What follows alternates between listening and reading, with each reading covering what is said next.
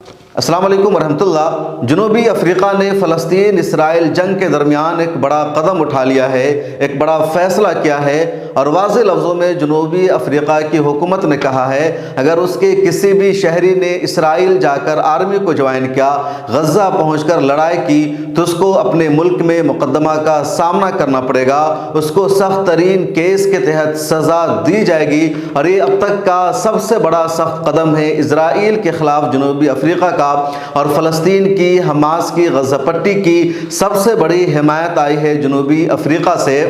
جنوبی افریقہ کے صدر سرل رامافوسا کو اس سے پہلے کئی مرتبہ ضرور دیکھا گیا کہ وہ فلسطین کی حمایت میں ہونے والی ریلیوں میں شرکت کر رہے ہیں، احتجاج سے خطاب کر رہے ہیں۔ پچھلے دنوں انہوں نے ایک پریس کانفرنس کو خطاب کرتے ہوئے بھی فلسطین کی حمایت کی تھی، حماس کی حمایت کی تھی، اور کہا تھا حماس جو کچھ کر رہا ہے وہ اس کی آزادی کے لیے جد و جہد ہے، اس کی لڑائی ہے۔ انہوں نے کھل کر اسرائیل کی تنقید کی، اسرائیل کا کہیں بھی ساتھ نہیں دیا، لیکن اب انہوں نے واضح طور پر اپنی وزارت خارجہ سے یہ اعلان کرا دیا ہے کہ کسی بھی شہری نے اگر اسرائیل جا کر آرمی کو جوائن کیا تو اس کو معاف نہیں کیا جائے گا، اسے اپنے ملک میں مقدمہ کا سامنا کرنا پڑے گا۔ جنوبی افریقہ کے کتنے شہری اسرائیل پہنچ چکے ہیں، جنگ میں حصہ لے رہے ہیں، یا کتنے آئندہ دنوں میں پہنچ سکتے ہیں، ابھی تک اس کی تفصیل سامنے نہیں آئی ہے۔ ساؤتھ افریقہ کی فورن منسٹری نے ابھی صرف پریس کانفرنس کر کے اتنا کہا ہے کہ ہمارے ملک کے کسی بھی شہری نے اگر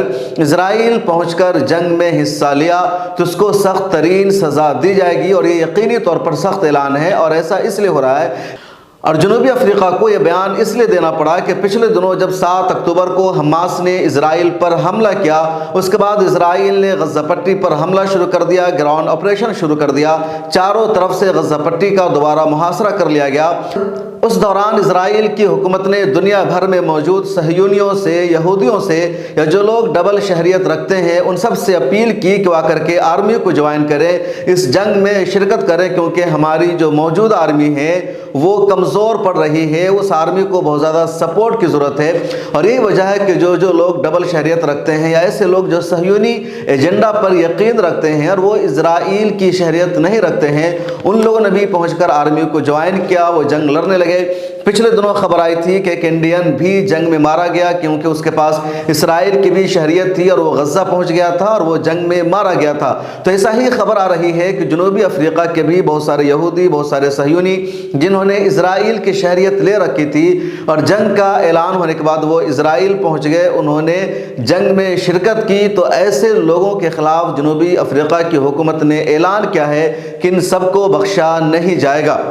اسرائیل میں رہنے والے زیادہ تر لوگوں کے پاس ڈبل شہریت ہے۔ پہلی شہریت ان کے پاس ان ملکوں کی ہے جہاں وہ اب تک رہ رہے تھے، جہاں ان کے آباء و اجداد تھے، اور دوسری شہریت ان کے پاس اسرائیل کی ہے۔ اسرائیل 1948 میں فلسطین کی سرزمین پر قبضہ کر کے قائم کیا گیا۔ اسرائیل میں اس وقت جتنے لوگ موجود ہیں وہ سب پہلے باہر کے ملکوں میں رہتے تھے، ان سب کو وہاں سے بلایا گیا، یہاں بسایا گیا۔ ان لوگوں کو اندازہ تھا کہ حماس جو دوسری تنظیمیں ہیں، جو فلسطینی گروپ ہے، ان کی طرف سے حملہ ہوتا رہے گا، یہاں امن و سلامتی ممکن نہیں ہے۔ اسی وجہ سے ان لوگوں نے اپنی یہاں کی شہریت ضرور لے لی، لیکن جن ملکوں کو وہ چھوڑ کر یہاں رہنے کے لیے آئے تھے وہاں کی شہریت بھی برقرار رکھی، اور یہی وجہ ہے کہ جب یہاں حالات خراب ہوتے ہیں وہ لوگ وہاں چلے جاتے ہیں، پھر ضرورت پڑتی ہے یہاں آ جاتے ہیں۔ ایسے میں بڑی تعداد ایسے بھی اسرائیلیوں کی ہے جو ابھی تک اسرائیل واپس نہیں آ رہی ہے، وہ اپنے ملک کو چھوڑ کر جا چکی ہے۔ ایک مہینہ پہلے ہی یہ رپورٹ آئی تھی کہ 7 اکتوبر کے بعد سے لے کر ایک مہینہ کے دوران 3 لاکھ سے زیادہ اسرائیلیوں نے اسرائیل کو چھوڑ دیا ہے، وہ یورپ میں جا کر بس گئے ہیں۔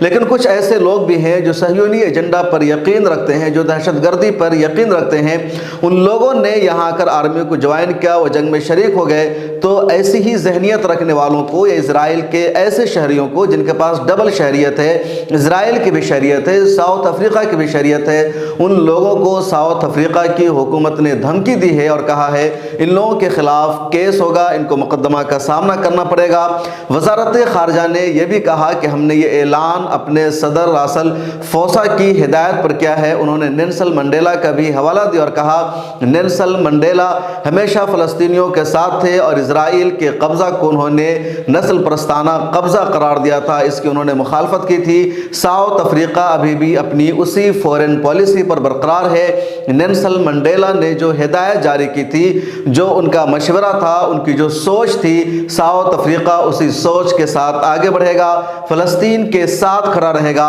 اور اسرائیل کا کبھی بھی ساؤتھ افریقہ ساتھ نہیں دے گا۔ ساؤتھ افریقہ کا جو اقدام ہے، جو فیصلہ ہے، تاریخی فیصلہ ہے، سپورٹ کرنا چاہیے، ستائش کرنا چاہیے، اور کاش مسلم دنیا کو بھی اسی طرح سخت فیصلہ لے لینا چاہیے، ہر طرح کا رشتہ ختم کر لینا چاہیے اسرائیل سے۔ آپ کی اس بارے میں کیا رائے ہے؟ کمنٹ سیکشن میں ضرور لکھیں۔